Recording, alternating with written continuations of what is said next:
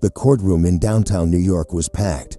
The wooden chairs creaked. The air was so heavy that everyone held their breath. On the defendant's bench sat a thin, dark-skinned woman in silence, Angela Johnson, a night shift nurse, a single mother. Today the court would decide whether she would lose custody of her only son. Across from her, a row of expensive suited attorneys were fervently finishing their case for the prosecution. They spoke of danger, of an unsafe environment, painting the picture of a careless mother, unworthy of her child. Their cold words cut into Angela like knives. She lowered her face, her hands trembling, yet her eyes remained fixed on her little boy sitting in the gallery. And then, what no one expected happened. Just as the prosecuting lawyers' voices dropped, preparing to close their files, a young voice rang out, trembling but clear, "Your Honor, I will be my mother's defense." The courtroom fell silent. Judge Carter, an older man, raised his head, his thick eyebrows furrowed slightly. He looked around, trying to find who had spoken, when his eyes landed on a scrawny boy standing up, wearing old scratched eyeglasses. He paused. Malik Johnson, 11 years old, a small boy among a crowd of adults. But in those steady eyes there was a strength that sent shockwaves through the whole room. "This is not some school play," a prosecutor sneered, the words drawn up full of contempt. A few people in the gallery whispered, some shook their heads, others laughed mockingly. But unlike them, Richard Blake, a white man in an expensive suit, his hair slicked neatly, stopped. He did not laugh. His face shifted, as if this unexpected moment had touched a weakness he was trying to hide. Judge Carter tapped his wooden gavel. For a moment the whole space was utterly still. The judge looked at the boy, his expression stern, yet touched with curiosity. A child, declaring he would stand as his mother's lawyer. No one knew what would happen next, but everyone understood. The seemingly settled trial was shifting in a completely different direction. Malik Johnson was not like the other 11-year-olds in the poor Brooklyn neighborhood.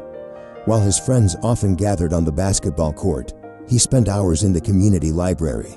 Wearing old eyeglasses, a worn backpack on his back, Malik quietly pored over volumes of dense law books. People called him the poor nerd, teased him many times, even shoved him around. But Malik did not care.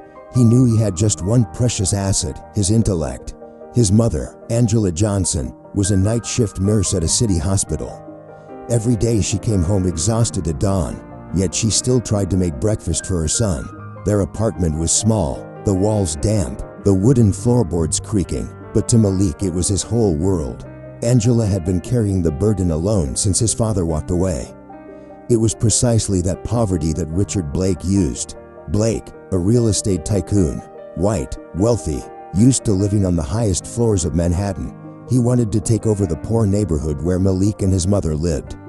But in order to do that, Blake needed a precedent to force poor families to leave, and Angela, with her dilapidated apartment, made a perfect target. He hired a large team of lawyers, fabricating the claim that the damp house is unsafe for children. Once Angela lost custody, the apartment would become Blake's. The contrast was stark: a single, exhausted mother, a scrawny 11-year-old boy, up against a rich and powerful man who held court with the legal system at his fingertips. In that courtroom that day, no one thought this small family stood a chance, until Malik stood up. The room had not yet recovered from its shock when Malik stepped into the aisle. His hand trembled slightly, but his gaze was firm. He placed in front of Judge Carter a thick notebook, its cover worn and battered. Malik's voice rang out, small but clear. "Your Honor, the United States Constitution, the 14th Amendment, guarantees the right to equal protection under the law. If today the court is going to decide the lives of my mother and me, then the person most directly affected is me, and I have a right to be heard." A murmur rose from the back rows. Some reporters quickly scribbled notes. Cameras swung toward the scrawny boy. The prosecuting attorney snickered, trying to mock. "Does this child think he is in an elementary school play?" But Malik did not falter. He opened the notebook. The pages were densely filled with his handwriting. Underlines, notes. They were the result of many months he patiently studied with Maria Lopez. the librarian who was the only one to believe that the boy could find justice in the maze of dry laws. She taught Malik how to search public records, how to read housing law, how to find weaknesses in an argument. He lifted his head and continued, "They say my mother raises me in an unsafe environment, but if they truly cared about my safety, they would listen to me first. I am not some peripheral witness. I am the one living in that house, the one directly affected." In that moment, a child's innocence yielded to an astonishing clarity. Malik was not just speaking for his mother, he was challenging the system that assumed strength belongs only to those with money. The courtroom atmosphere shifted, the mocking laughter gradually faded, and for the first time, all eyes, even those of Judge Carter, began to look at Malik with seriousness. Malik took a deep breath and flipped to another page in his thick notebook. He looked up and spoke with firm conviction. "Your Honor, I have evidence." A quiet murmur swept through the courtroom. Richard Blake raised an eyebrow. His cold stare aimed straight at the boy like a predator eyeing its prey. Malik began his presentation. First, he brought forward public records he and librarian Maria had uncovered. On the courtroom screen, page after page of documents appeared. Richard Blake's name showed up in 4 other lawsuits, all connected to the unlawful seizure of homes from poor immigrant families.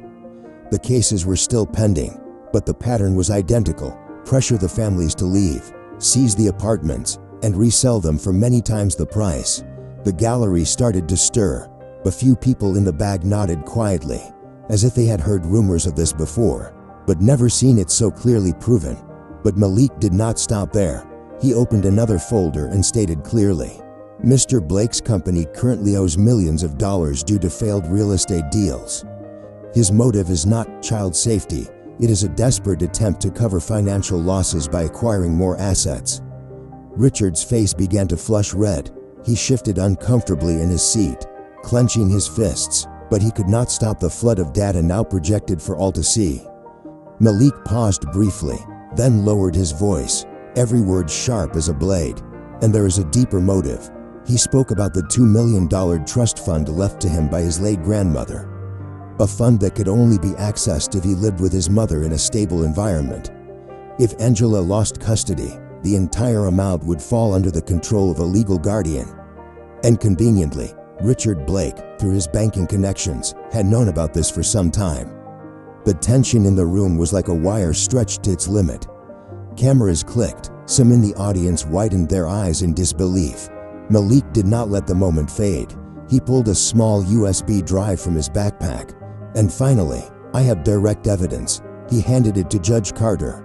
On the courtroom screen, an audio recording began to play. Richard Blake's voice, deep, hoarse, calculating, "We'll get the kid into juvenile detention. Then the trust fund flows into our hands under care expenses. He'll never know." The chilling audio echoed through the room. There was a moment of dead silence. Then an explosion. Gasps filled the courtroom. Some stood up in shock. A woman covered her mouth. Reporters rushed forward, fighting for the shot. Richard leapt to his feet and shouted, "It's fake. It's not real." But his voice shook, cracking under pressure. Sweat streamed down his forehead. Malik stood tall, staring straight at the man before him. He did not need to shout, did not need to tremble. The evidence had spoken. In the eyes of that 11-year-old boy, the truth shone so brightly that it overwhelmed the shadows of power and wealth. The trial that once seemed predetermined had now turned entirely on its head.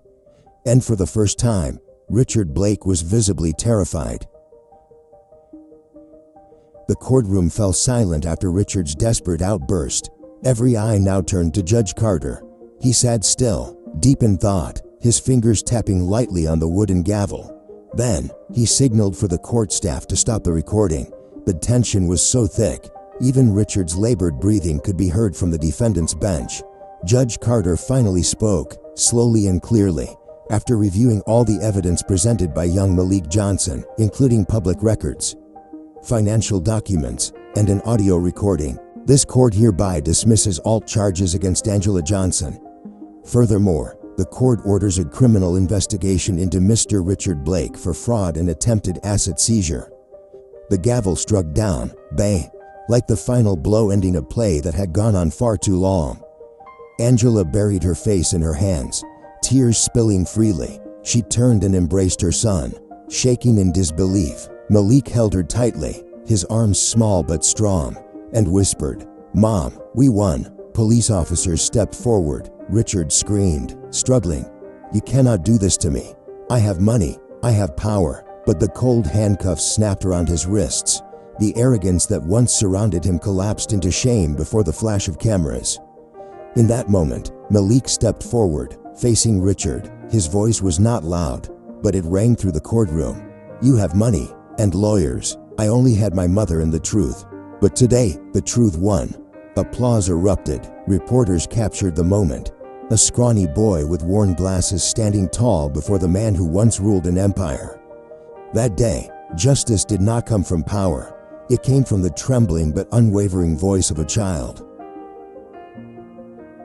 3 years had passed since the courtroom drama that stunned New York. Malik Johnson, the boy who once stood in court with worn glasses, had now become an inspirational figure on television. People gave him a new name, the youngest defender. Schools, conferences, even Congress invited him to share his story. But Malik always answered with a gentle smile. "I only did what any child would do, protect their mom."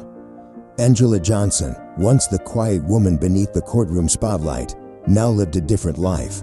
She was promoted at the hospital, becoming head nurse, with savings and support from the community.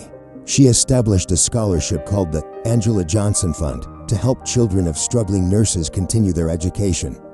And Malik, he did not stop. From his own experience, he launched a project called Children's Justice Corners, small reading nooks about children's rights, placed in libraries across the United States. There, any child could discover books that teach them one thing: you are never too small to be heard. As for Richard Blake, the man who once stood atop the world, he was now just a shadow of the past. After serving 2 years in prison for fraud and deceit, he lost everything. The man who forced dozens of families out of their homes now rented a shabby apartment, living under the weight of public scorn.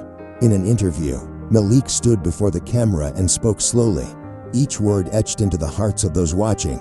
"Never think you are too small to be heard. I was 11 when I stood up for my mother. If I could do it, you can too." That story was not just a victory for one family. It was a reminder to all of us. Justice is not kept in the pockets of the powerful. It lives in the hearts of those brave enough to rise. If you believe in the power of truth, if you want to hear more stories of ordinary people standing up against injustice, hit subscribe. Because sometimes, even a single child can change the world.